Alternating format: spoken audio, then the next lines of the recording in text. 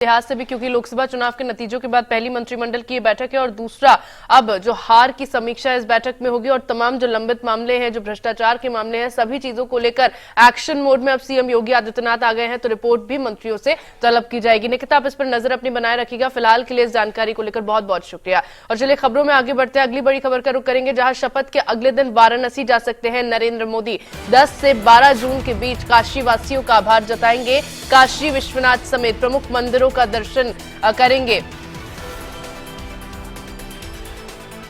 भागीरथी तट पर मां गंगा को प्रणाम करेंगे। बाबतपुर एयरपोर्ट पहुंचकर सड़क मार्ग से काशी की ओर जाएंगे। दर्शन पूजन के बाद दशाश्वमेध घाट पहुंचेंगे नरेंद्र मोदी। तो ये बड़ी खबर आपको बता रहे हैं। वाराणसी वासियों का, काशी वासियों का धन्यवाद करने के लिए शपथ ग्रहण के बाद नरेंद्र मोदी वहां जाएंगे। शपथ के अगले ही दिन वाराणसी जा सकते हैं नरेंद्र मोदी। खबरों के मुताबिक 10 से 12 जून के बीच काशी वासियों का आभार जताएंगे। काशी विश्वनाथ समेत प्रमुख मंदिरों का दर्शन करेंगे। भागीरथी तट पर मां गंगा को प्रणाम करेंगे।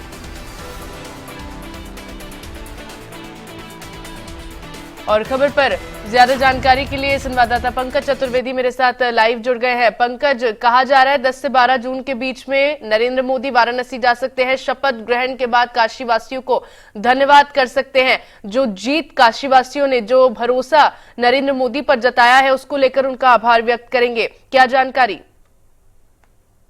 जी बिल्कुल, देखिए जो जिला प्रशासन के सूत्रों के अनुसार जो जानकारी मिली है उसके अनुसार 10 से 12 जून के मध्य जो है प्रधानमंत्री नरेंद्र मोदी फिर से अपने संसदीय क्षेत्र बनारस आएंगे और काशी वासियों को एक तरीके से धन्यवाद देंगे कि काशी ने फिर से उनको तीसरी बार जो है सांसद बना के संसद में भेजा है, लोकसभा में भेजा है।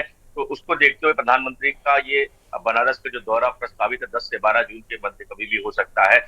जो जानकारी के मुताबिक प्रधानमंत्री बाबतपुर एयरपोर्ट से सड़क मार्ग से शहर में आएंगे और बनारस के जो प्रमुख मंदिर काशी विश्वनाथ मंदिर, संकट मोचन, काल भैरव समेत जो कई मंदिरों में दर्शन पूजन भी करेंगे, ये भी जानकारी आई है। उसके अलावा गंगा आरती में भी प्रधानमंत्री नरेंद्र मोदी शामिल होंगे। तो कुल मिला के प्रधानमंत्री जिस तरीके से बनारस जनता ने फिर से विश्वास जताया है, उनको फिर से सांसद बना के भेजा है, तो उसको देखते हुए प्रधानमंत्री का ये दौरा बनारस होने वाला है। आपको बता दें 2019 के लोकसभा चुनाव जीतने के बाद भी प्रधानमंत्री नरेंद्र मोदी यहाँ पे आए थे, गंगा आरती में जो शिरकत किए थे और काशी वासियों को उन्होंने आभार जताया था। तो इसीलिए जो जानकारी मिल रही है कि बाबतपुर से जो शहर का मार्ग लगभग अगर हम बात करें तो 20 से 22 किलोमीटर का मार्ग वो सड़क मार्ग से आएंगे और जनता का अभिवादन करते हुए, वो जनता का आभार व्यक्त करते हुए शहर में प्रवेश करेंगे और विभिन्न मंदिरों में दर्शन पूजन करने के पश्चात मां गंगा की आरती में भी सम्मिलित होने की उनकी सूचना है। जी पंकज, लोकसभा चुनाव के बाद अब जब नतीजे सामने आ गए हैं, शपथ ग्रहण तीसरी बार करने वाले हैं नरेंद्र मोदी, उस लिहाज से देखा जाए तो कितना महत्वपूर्ण उनका ये वाराणसी दौरा होगा? साथ ही अगर प्रदर्शन उनका देखा जाए, जो कि भाजपा का जो प्रदर्शन उत्तर प्रदेश में रहा है उसको देख लिया जाए और नरेंद्र मोदी का वाराणसी का प्रदर्शन देख लिया जाए, उसको लेकर क्या कहा जा सकता है?